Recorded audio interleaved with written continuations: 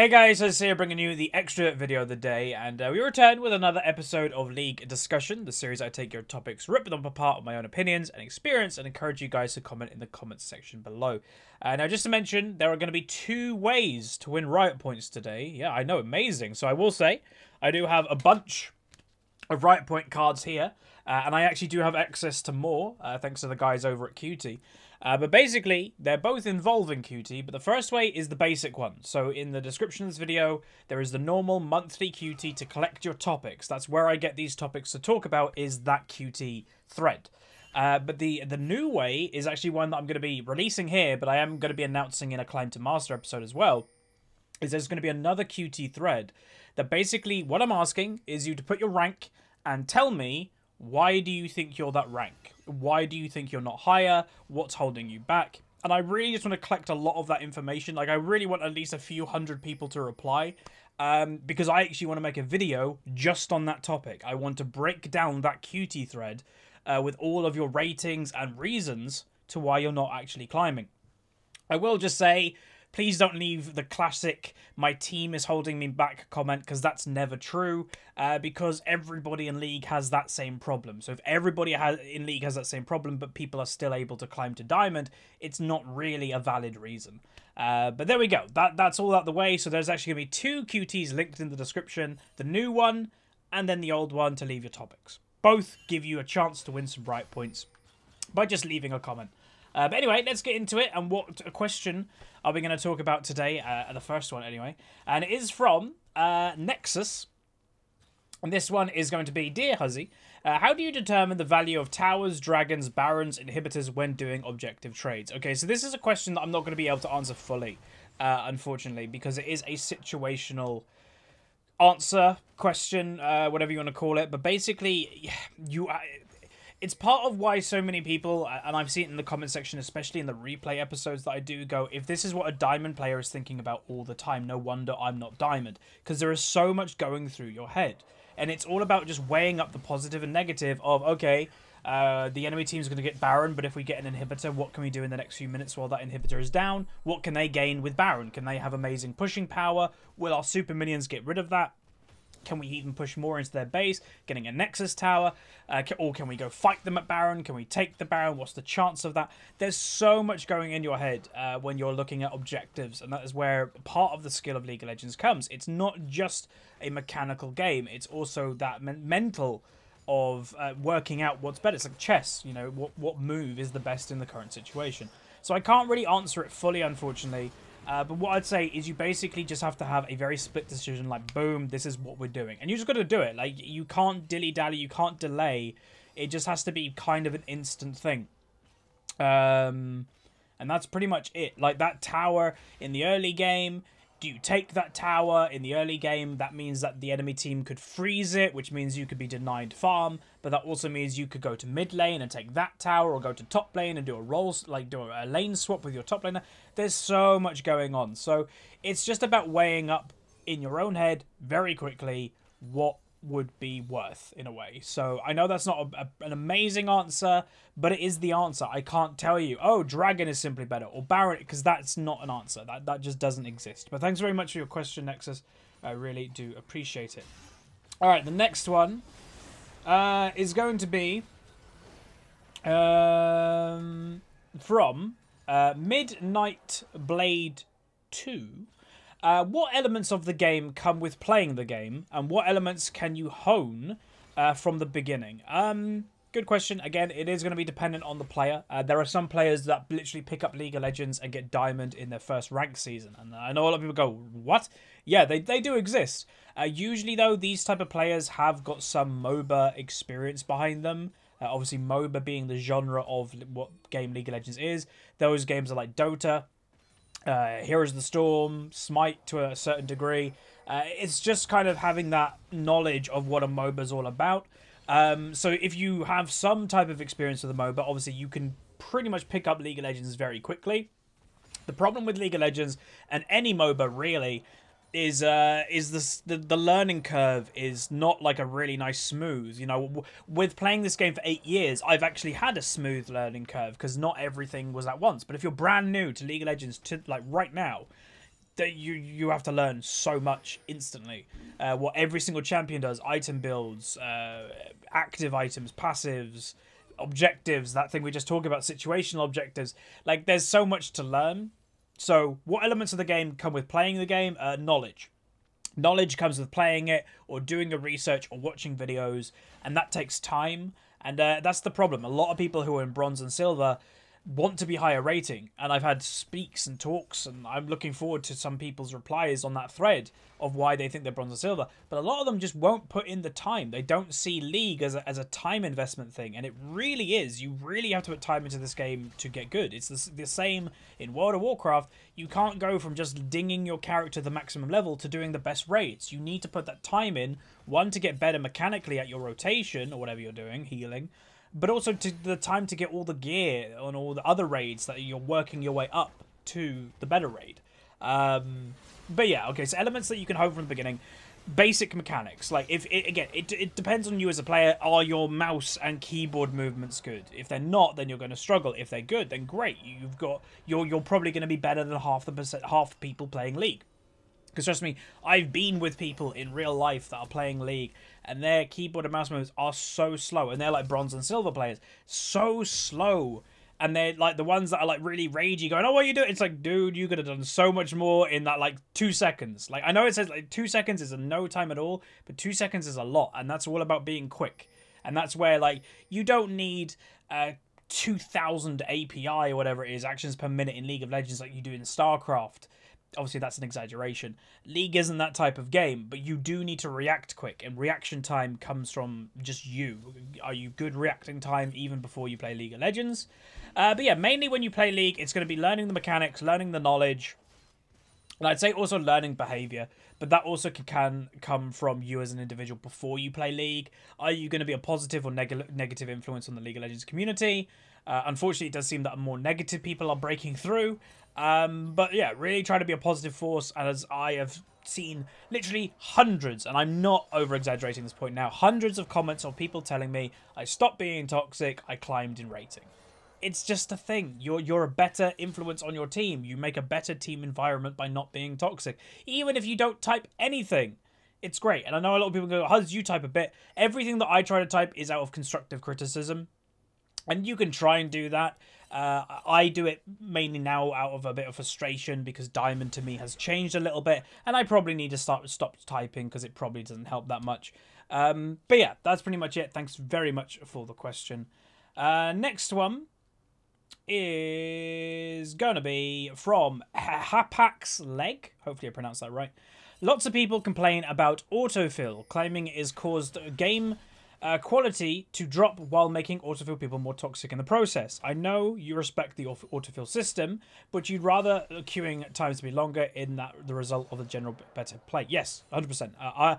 When I say I respect autofill, when I say that, it means if I'm given support, I'm not going to troll or force my way into another role. That's what I mean by respecting the autofill system. I don't like it. I don't think it's good for the game. I know why they did it.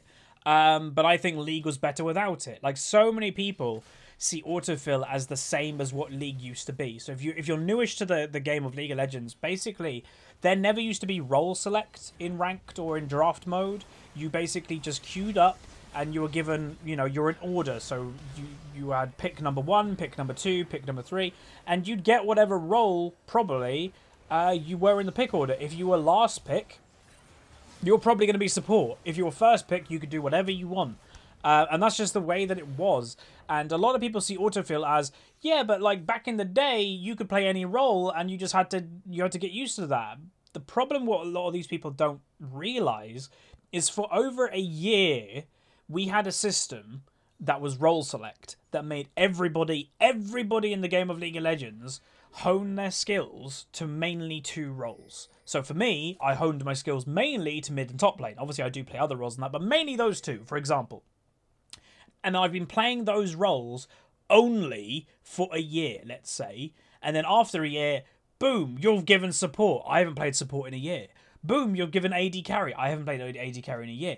That's the problem. With the old system, even though you didn't play them a lot, you did still have to play them occasionally. You still had to play AD carry because it was just depending whatever you got. Like, that's the way that League of Legends was. Every single player if you weren't a troll or a toxic individual, you did have to play every role occasionally. Like, if you weren't forcing people or trolling people in Champions League, you did have to play everything occasionally. And I think that was really healthy for the game. It made everybody understand what every single role does. Like, to me, if you're a mid laner, but you've never played AD carry, you've never played top lane, in my head, how can you understand what they want to do? How can you get their point of view of, oh, that's what they're trying to do. I understand that now. You're only going to really understand that if you've played that role yourself. And that's what the old system did.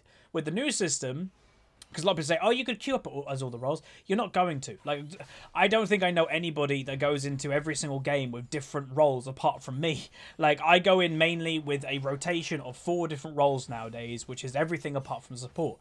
But autofill is it's just a thing that, in my opinion, shouldn't exist, but I know it probably has to, especially in the higher ranks.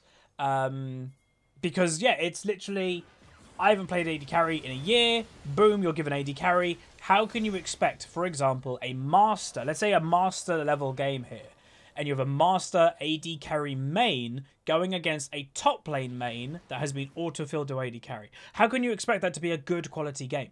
Like, that's what we're talking about here. We're talking about good quality games of League of Legends. You can't expect that to be a good quality game. And that's why autofill isn't very healthy. Now, the reason why I say it's not, you know, it's probably needed is the player base. I would love Riot to break down of what amount of players main what role.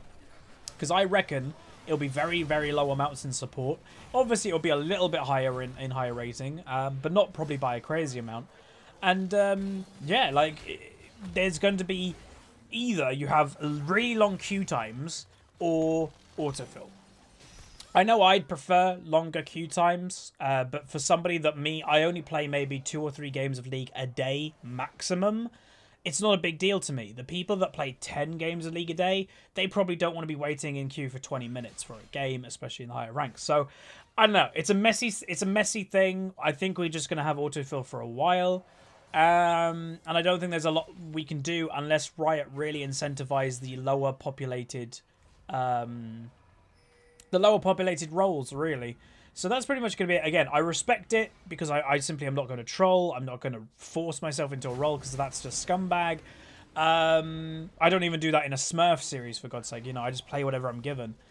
Which, like, you know, the old series of Unranked to Diamond, the one that just happened, I think I was autofilled in game 2 or 3, and I had to play brand support, if you remember. Like, that's what I mean by I say I respect it. It doesn't mean I like it, but I respect it. All right, next one. It's like, you know, you respect politicians sometimes, but you don't like them. That's, in my head, that's the similar situation. Trying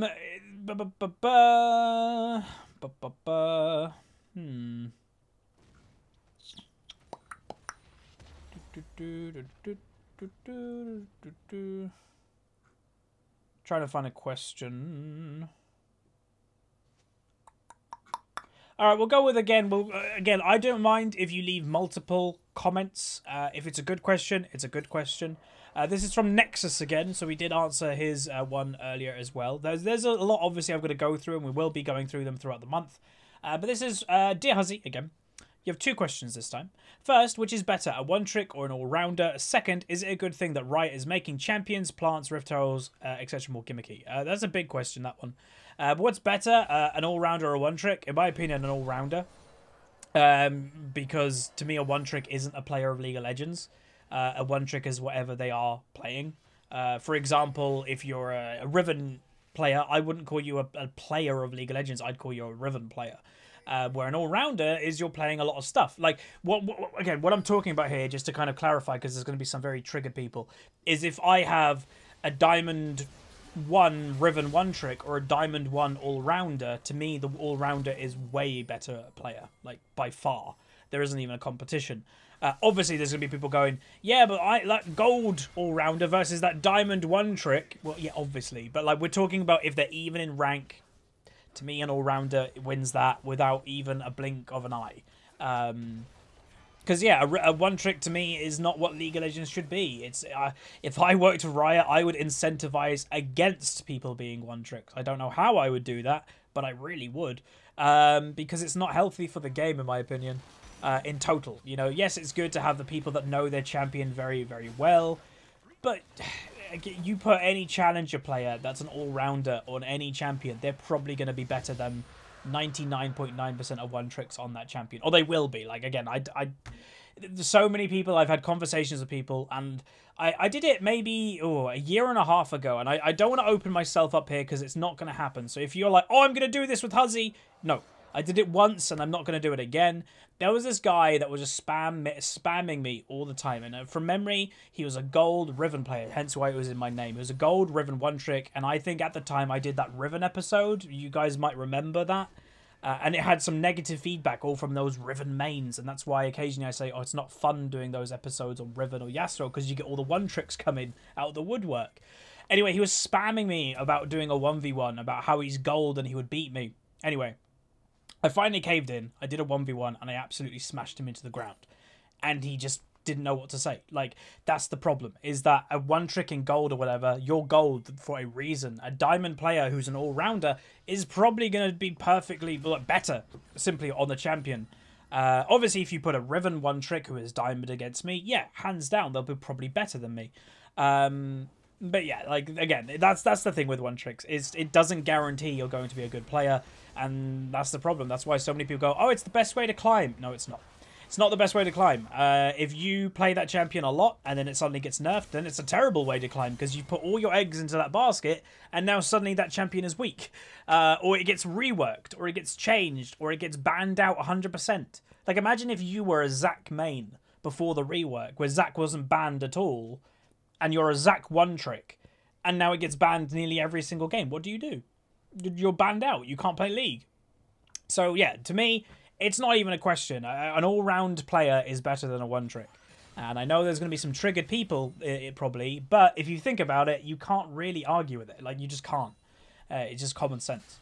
And then, is it a good thing that Riot is making Plants, Rift Herald, etc. more gimmicky? No, obviously.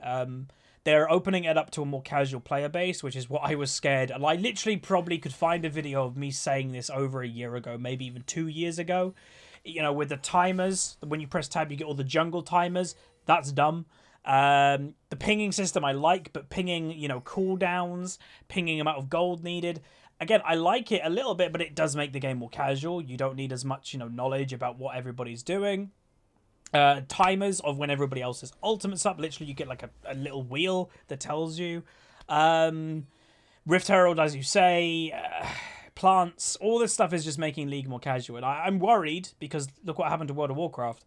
World of Warcraft was known as more of a hardcore game, with a peak player base of something was like 13 million at the beginning of Wrath of the Lich King, the end of Burning Crusade. They started to make Wrath more casual in the middle of the Wrath of the Lich King, make it more casual in the middle of Wrath, and then the player base dropped all the way down to 5.5. It was like, oh, okay, so they less than half because they went more casual. I think they're starting to bring it back a little bit more hardcore, but I'm not entirely sure. But yeah, it's not good to me. But that's the problem. It's not good to me, but it's probably good for most people, and that's why they're doing it. I am not Riot's target audience anymore. I'm in the top 0.2% of the game. I play League of Legends for my job.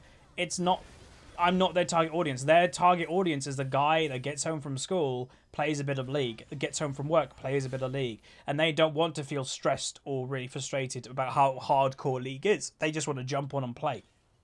Anyway, that's going to be the extra video for the day. Hopefully you guys enjoyed. Remember, there is 2 ways to win Riot Points today. It's either leave a comment for this series in the questions or topics for July thread, or in the new one, leave your rank and tell me why do you think you're that rank. If you're unranked, obviously just say that, you know, you're not ready for ranked or you're nervous, and I'll look into that as well. So anyway, thanks very much for watching. Have a good day. Good luck in solo queue, and I'll see you guys next time.